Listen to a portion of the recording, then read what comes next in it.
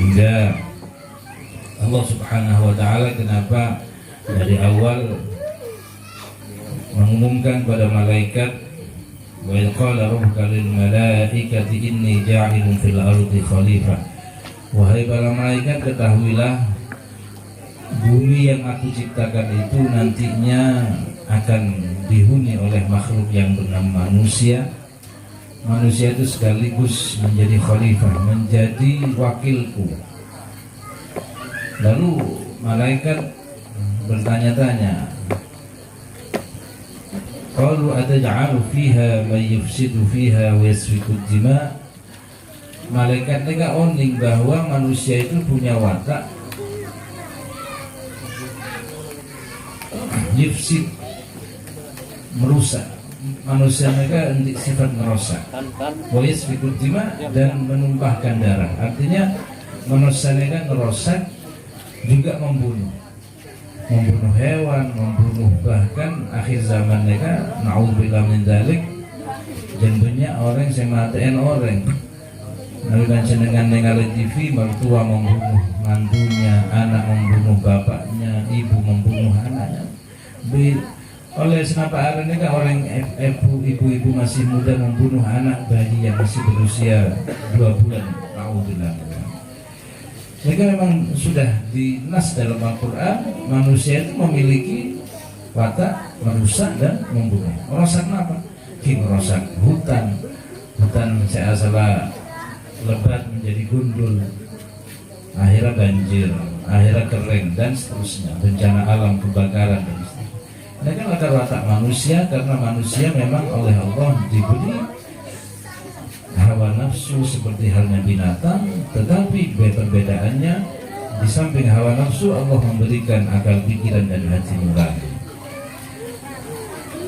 Nah, para hadirin, sehingga sebagai khalifah wakil Allah di atas bumi mereka, tentu kita mempunyai kelebihan-kelebihan.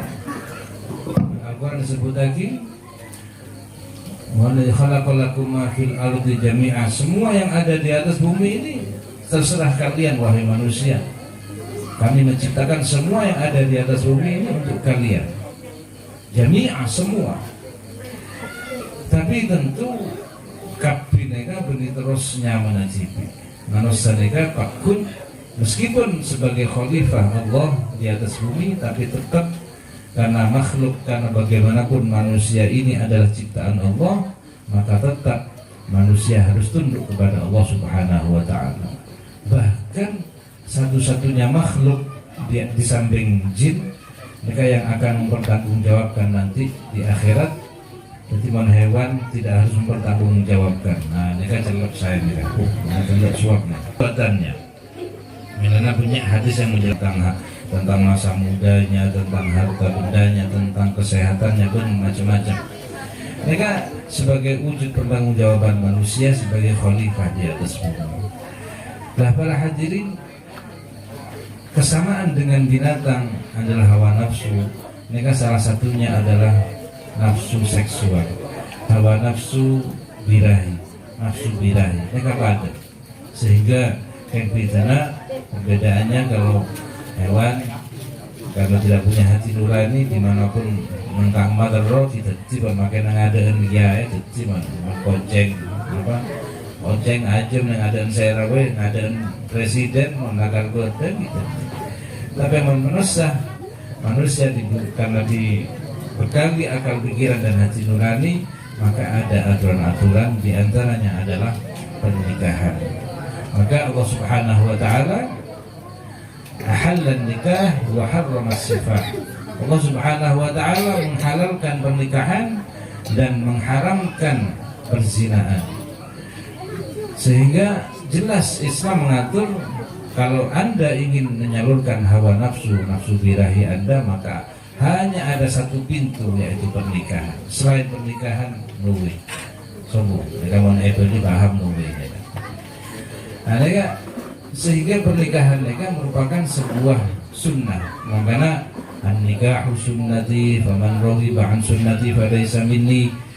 Nabi mengatakan, bersabda, nikah adalah sunnahku, barang siapa yang tidak mengikut sunnahku maka dia bukanlah termasuk golongan. Artinya yang tidak termasuk golongan Nabi ketika orang yang menyalurkan hawa nafsu tapi tidak melalui pintu pernikahan. Nah, mereka karena orang saya tak kawin, mereka banyak ulama-ulama di mereka saya tidak sempat kawin, saya tak sempat menikah. Nah, mereka sehingga mereka artinya orang mengumbar hawa nafsunya tidak melalui pernikahan, falaisa minni, maka dia bukanlah termasuk golonganku. Al-Qur'an sallallahu alaihi wasallam. Para hadirin, nah pernikahan ini kan apa? Sebenarnya banyak hadis yang menjelaskan singkat-singkat bahwa barang siapa yang sudah melakukan pernikahan, di Mas Edi, maka menurut Islam orang itu sudah menyempurnakan separuh perjalanan hidupnya dalam hal keagamaan. Maka bagaimana untuk mendapatkan separuh lagi? Falyattaqillaha fis syatril baqi, maka modal utamanya hanya satu, yaitu takwa kepada Allah Subhanahu wa taala. Jadi jenengan sekarang ini sudah akad nikah, berarti separuh keberagamaan jenengan sudah sempurna. Nah, tinggal bagaimana menyempurnakan yang separuh ini? Modalnya hanya satu, yaitu takwa. Takwa itu artinya apa? Ini takwa ke situ lagi. Takwa ini artinya apa? Menjalankan imtithalu awamirihi wa ijtinabu nawahihi, menjalankan semua perintah Allah dan menjauhi semua larangan Allah. Ini kan yang namanya takwa.